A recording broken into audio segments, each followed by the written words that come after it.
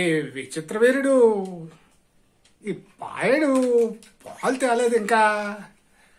ఒకసారి వీడితో ఫోన్ చేసి మాట్లాడదాం.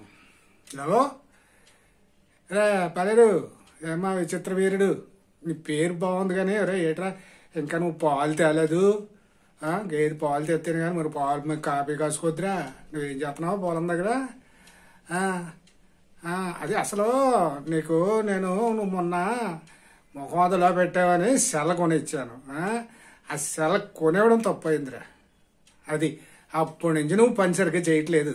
ఆ సెల్లో పాటలు అంటే అలా కూకుంటున్నట్టు నువ్వు పొలం కాడ ఆ గరువు మీద. మరి ఎవరి తెస్తా పాలు కమ్మ తెచ్చాయి ఏంటి? చెప్పు.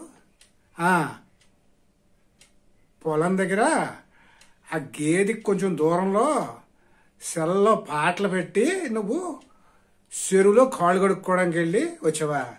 వస్తే ఏమైంది? అది పాటలంట.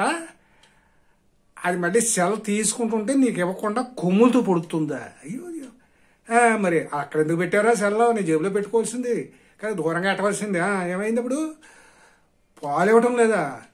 పేడ కూడా వేయటం లేదా? ఏంటి రోయ్ అంటే అది ఆ పాటల్లో మునిగిపోయి ఇంకా దాని పనులన్నీ చేయడం మానేసిందా? నువ్వు చేసింది తిక్క పనిరా. సెల్ ఎవరికి ఇచ్చాను? నీకు ఇచ్చాను, నువ్వు వినాలి.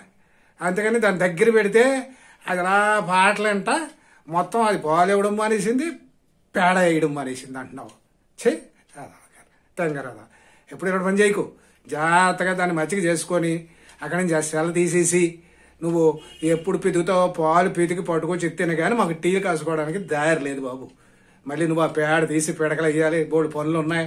నువ్వు అలాంటి పని ఎప్పుడు చేయకే. నీకు అసలు సెల్ ఇవ్వడం నాదిరా, బుద్ధి తక్కువ.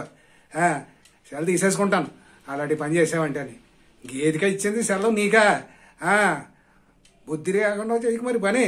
పెట్టాయి ముందు ఆ పాలు పితికి ఎలా పడరా.